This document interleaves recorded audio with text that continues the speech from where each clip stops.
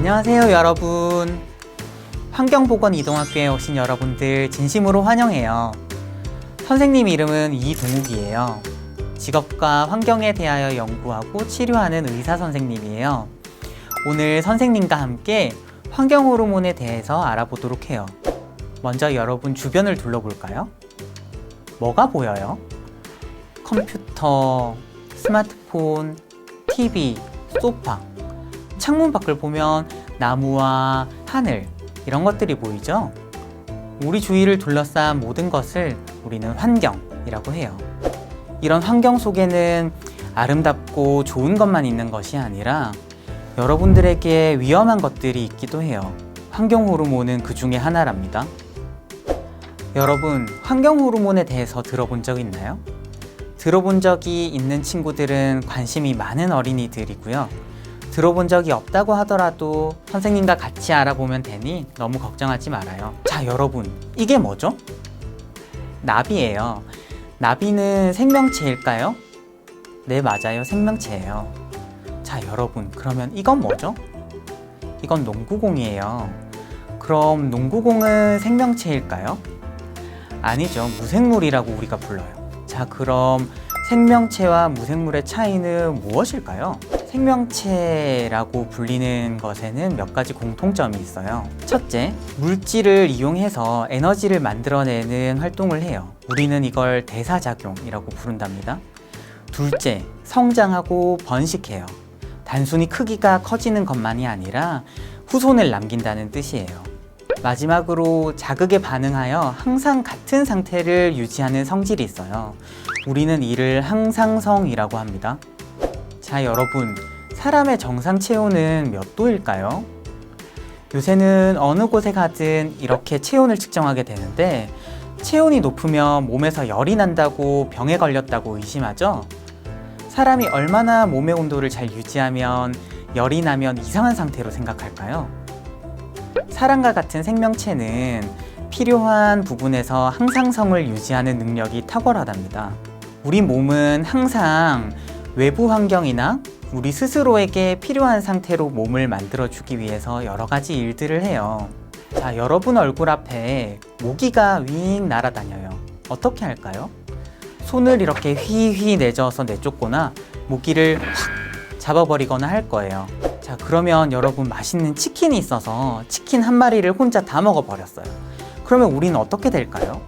배가 너무 불러서 소화를 돕기 위해 등을 두드리거나 산책을 하거나 할 수 있겠죠. 근데 여러분, 우리 뱃속에 있는 위장에게 소화 좀 빨리 하라고 라고 소리를 지를 수 있을까요? 우리는 우리가 모르는 사이에 그런 일들을 사실 하고 있답니다. 바로 호르몬이라는 걸 통해서 말이에요. 호르몬은 우리 몸의 신호 전달자예요. 몸 안에서 만들어낸 호르몬이라는 물질이 만들어진 곳과 아주 먼 곳까지 신호를 전달한답니다. 우리 몸에는 눈이나 손, 팔과 같이 우리 생각대로 움직임을 만드는 기능도 있지만 호르몬과 같이 아주 가까운 곳에서 먼 곳까지 화학 물질을 통해서 전달하는 체계도 있답니다. 이런 호르몬은 우리 몸의 여러 곳에 존재하는데 여러분들이 밤에 자는 동안 키가 자라게 해주는 신호나 사춘기를 거쳐 어른이 되게 해주는 신호들도 모두 호르몬을 통해 이루어진답니다. 이런 호르몬이 비정상적으로 분비된다면 어떻게 될까요? 우리는 이런 경우 병에 걸렸다고 해요. 목에 있는 갑상선에서 호르몬이 과도하게 나오는 경우 갑상선 기능 항진증이라고 하는 것처럼 말이죠. 세계에서 가장 유명한 축구 선수가 누구인지 아나요?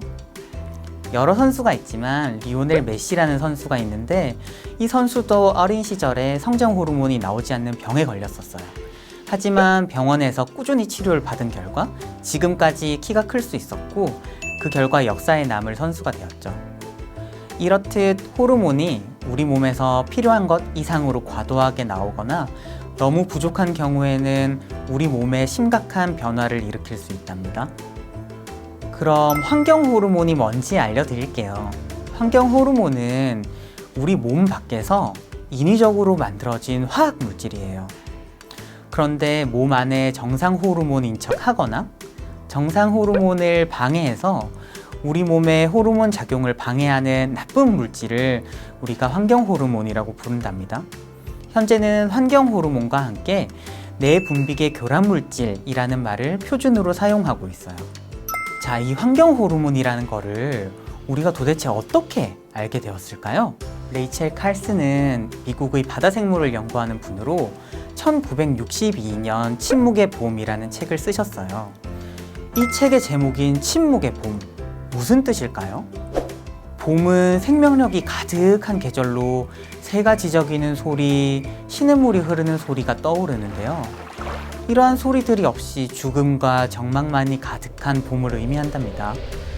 조류학자인 친구가 보낸 편지에서 벌레를 죽이기 위한 DDT 때문에 새들이 죽는다는 이야기로 조사를 시작한 레이첼 칼슨은 방대한 자료를 모아 우리가 사용한 여러 화학 물질들이 생각하지 못한 상황을 일으켜 끔찍한 결과로 이어질 수 있다고 이야기를 해요.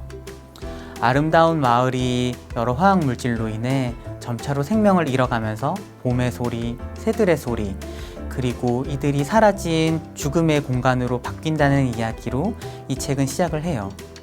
레이첼 칼슨은 엄청난 자료를 모으며 조류 보호구역 해안지대의 바다가 오염되기 시작하면서 많은 새와 물고기들이 죽는 현상을 목격하면서 우리에게 화학 물질, 환경 호르몬이 우리에게 미치는 영향에 대해서 경고를 한 최초의 학자예요.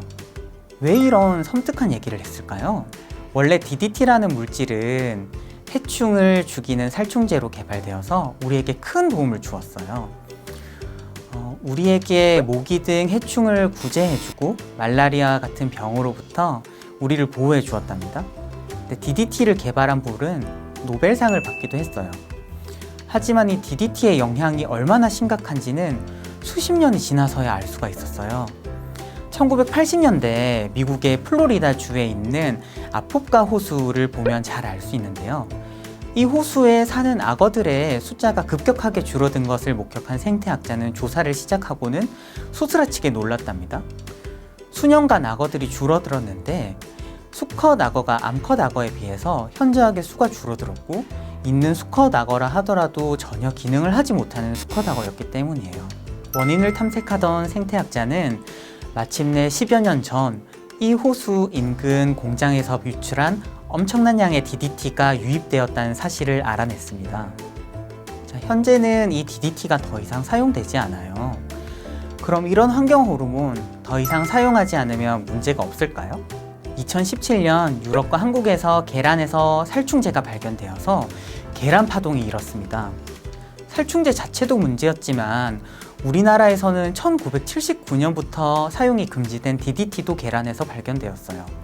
이 DDT는 자연에서 쉽게 분해되지 않아서 아주 오랜 시간 동안 계속해서 우리에게 영향을 미칠 수가 있어요. 우리가 사용을 멈추더라도 아주 오랜 기간 환경과 우리, 그리고 우리의 동생과 30년 뒤에 태어날 아이들에게 문제를 일으킬 수가 있는 거죠. 우리는 환경 호르몬에 대해서 점점 더 많은 것들을 알아내고 있고 이를 규제하고 막으려고 하고 있어요. 하지만 지난 수십 년간 남성들의 몸에 있는 정자의 수가 엄청나게 줄어들고 있고 이것이 환경 호르몬과 관련이 있다는 과학자들의 경고는 우리가 주목할 필요가 있어요. 바로 환경 호르몬을 줄이려는 노력은 일부 과학자들이나 일부 관심 있는 사람들의 노력만으로는 너무나도 부족하다는 거예요. 자, 그렇다면 여러분, 현재 우리 주변에는 어떤 환경 호르몬들이 있는지를 우선 함께 알아보도록 해요. 옛날에는 교외 지역이나 시골에 가면 이렇게 드럼통 같은 데 쓰레기를 태우곤 했어요. 선생님이 학교를 다니던 20년 전만 해도 학교에서 이렇게 폐기물을 모아서 소각하곤 했어요. 이렇게 쓰레기를 잘못된 방법으로 소각할 때 유명한 환경 호르몬이 배출되는데 우리는 이 환경 호르몬을 다이옥신이라고 부릅니다. 1978년 이탈리아 세베소시의 농약 제조 회사에서 다이옥신이 유출된 사건이 있었어요. 독성 구름이 세베소를 비롯한 인근 5km 내의 11개 마을로 퍼져나가서 수백 마리의 동물이 죽거나 병들었고 많은 사람들이 피부병에 걸리는 사건이 발생했답니다. 많은 임산부들은 유산을 했고 기형아를 우려한 임산부들의 낙태가 속출했어요. 심지어 로마 교황청이 이들의 아이를 놓지 않도록 허용하기까지 했답니다. 이 사고로 현지 공장의 공장장이 테러에 의해 목숨을 잃을 정도로 사회적으로 큰 파장을 남겼고, 유럽 공동체에서도 세베소 지침을 만들 정도로 역사적으로 유럽 최악의 사고로 기록되고 있어요. 또한 과거 베트남 전쟁 때도 이 다이옥신이 많이 노출되었는데요. 이렇게 나무를 말려 죽이려고 고엽제라는 농약을 뿌렸어요. 숨은 적군을 색출해내기 위해서 고엽제를 뿌렸는데, 문제는 이 농약의 제조 과정에 불순물로 다이옥신이 들어간다는 사실을 몰랐던 거예요. 그래서 고엽제에 노출된 사람들은 현재까지도 병과 싸우며 힘들게 지내고 있답니다. 현재도 자연 속에서 돌아다니는 다이옥신이 우리가 먹는 음식들을 통해 신체에 조금씩 들어오고 있어요. 이런 다이옥신의 발생과 사용을 줄이려는 어른들의 노력이 매우 중요하겠죠? 이런 노력들을 여러분들이 항상 지켜봐주고 응원해 주어야 해요. 자, 다음으로 비스페놀이라는 물질에 대해서 알아볼게요. 플라스틱 용기, 음료 캔, 통조림 캔, 병마개, 영수증 등 우리 주변에서 흔히 찾아볼 수 있는 물질이에요. 여러분들 캔 음료, 통조림에 든 햄 먹어본 적 있을 거예요. 여러분들 그것이 오래되면 안에 녹이 슬거나 할지 궁금하지 않았나요? 이런 걱정을 막아주기 위해서 캔의 금속과 음료수 사이에 얇은 막으로 코팅을 한답니다. 이때 비스페놀이라는 물질을 이용해요. 비스페놀은 예전에 많이 사용되던 영수증 뒷면에도 종이를 코팅하기 위해서 많이 발려 있었답니다. 문제는 이 비스페놀이 피부와 입을 통해서 우리 몸에 들어와서 환경 호르몬으로 작용할 수 있다는 점이에요. 아래는 비스페놀 A고 이쪽은 여성 호르몬으로 알려진 에스트로겐이에요. 자, 여러분 보기엔 어때요? 좀 비슷하게 생겼나요? 우리 몸속에서 비스페놀 A는 에스트로겐인 것처럼 위장을 해서 여성 호르몬인 것처럼 우리 몸을 속여버린답니다. 그렇다 보니까 남성의 여성화를 일으킬 뿐만 아니라 사춘기를 빨리 일으키는 영향도 미친답니다. 그뿐이 아니에요. 혈압이 올라가는 고혈압을 일으키기도 하는 게 알려져 있어요. 서울대학교에서 어르신들을 대상으로 병에 든 두유와 캔에 든 두유를 드시게 한 뒤 혈압을 비교해 보았는데, 캔을 마신 경우 혈압이 높아진 것을 발견했어요.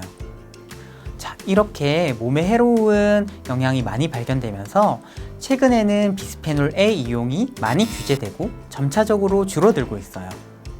정말 다행한 일이지만 아직까지도 많은 사람들에게 건강 영향을 미치는 것으로 알려져 있어요. 여러분들이 비스페놀 A에 대해서 기억하고 우리 모두가 지구와 우리 몸을 지키기 위해 노력해야 한다고 계속 이야기해 주어야 해요. 다음으로 알아볼 프탈레이트라는 물질도 우리 주변에 너무나 많이 쓰여요. PVC라고 불리는 플라스틱 들어본 적 있나요? 이렇게 생겼는데요. 이 플라스틱은 그 자체로는 매우 단단하고 딱딱해요. 하지만 프탈레이트라는 물질을 PVC에 섞어주면 이렇게 말랑말랑한 플라스틱으로 성형을 할 수 있답니다. 근데 이 프탈레이트도 우리 몸에 들어와서 환경 호르몬으로 작용할 수 있어요. 이 프탈레이트는 집에서 쓰이는 랩, 향수, 매니큐어, 장난감, 빨대 등 쓰이지 않는 곳이 없을 정도로 다양하게 쓰이고 있답니다. 어느 정도 비율 이상 함유하지 않도록 규제를 하고 있지만 너무 널리 쓰이고 있어서 지금 여러분들 몸속에도 어느 정도 이상 존재하고 있을 정도랍니다. 환경 내에서 프탈레이트는 굉장히 안정되게 존재해서 우리가 전혀 예측하지 못한 곳에서 노출되기도 해요. 아주 예전 햇빛으로 바닷물을 말려서 소금을 만들 때 소금을 쉽게 수확하기 위해 깔아놓은 장판에 함유된 프탈레이트가 소금에서 검출된 적도 있었어요. 또한 액체 괴물이나 슬라임 같은 장난감에서 저급하게 만들어진 제품들에서 프탈레이트가 과다하게 포함되기도 했답니다. 이 프탈레이트는 남성 호르몬을 방해하는 형태로 작용하는데 또래 아이들에 비해 사춘기를 빨리 오게 만들기도 해요. 사춘기가 빨리 오니까 빨리 자라서 좋지 않냐고요? 빨리 오는 만큼 사춘기가 빨리 끝나서 다른 친구들이 계속 자랄 때 키가 자라지 못하게 된답니다. 또한 프탈레이트에 노출되면 산만해지거나 집중력이 떨어지는 등 지능에도 영향이 있는 것으로 점차 알려지고 있어요. 자, 여러분, 오늘은 다이옥신, 비스페놀, 프탈레이트에 대하여 주로 얘기했는데 우리 주변의 환경 호르몬은 굉장히 다양하게 존재한답니다. 자, 예를 들면 우리가 집에서 요리할 때 쓰는 후라이팬, 계란 후라이나 고기가 눌러보지 않도록 하는 화학물질이 있어요. 과부라 화합물이라 불리는 종류인데 이 화학물질이 건강을 해친다는 연구들이 계속 보고되고 있어요. 어디서 노출되냐고요? 자, 여러분들 집에 있는 후라이팬에서 이렇게 코팅이 벗겨지는 경우가 있어요. 이 벗겨진 코팅 다 어디로 간 걸까요? 우리 모두 생각해 볼 문제예요. 그 외에도 중금속이나 살충제, 방부제 등 우리 주변에 있는 환경에 환경 호르몬이 곳곳 숨어 있답니다. 자, 여러분이 환경 호르몬 우리가 어떻게 해야 할까요? 이렇게 많은데 우리가 너무 머리 아프고 힘드니까 그냥 손 놓고 있어야 하나요? 아니면 환경 호르몬이 없는 산속에 들어가서 살아야 할까요? 오늘 선생님이 여러분에게 이야기하고 싶은 건 이 환경 호르몬을 피하기 위해서 산에 들어가 살라는 이야기가 아니에요.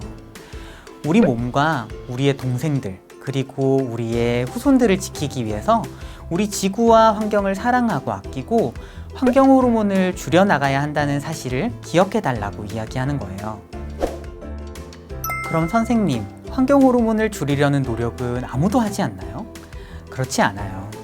많은 사람들이 점차 노력하고 있고 우리는 점점 좋은 세상을 만들어가고 있답니다. 미국이나 유럽의 경우 나무나 집에 울타리를 이렇게 페인트를 칠하는 경우가 많아요. 그런데 과거 페인트에는 내구성을 높이고 색깔을 예쁘게 하기 위해 납이라는 중금속을 넣었답니다. 근데 여러분, 어린아이들 보면 아무거나 막 잡고 입에 막 넣는 거 아세요?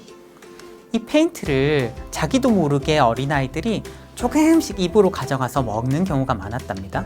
이 페인트는 또 단맛이 있어서 어린아이들이 이게 몸에 해로운지도 모르고 계속해서 먹게 돼요. 직접 먹지 않더라도 환경에서 납에 많이 노출되었다고 해요. 예전에는 휘발유에 납을 넣어서 자동차가 조용히 갈 수 있도록 도왔는데 이러한 납이 공기 중을 통해서 우리 모두에게 노출이 되고 있었어요.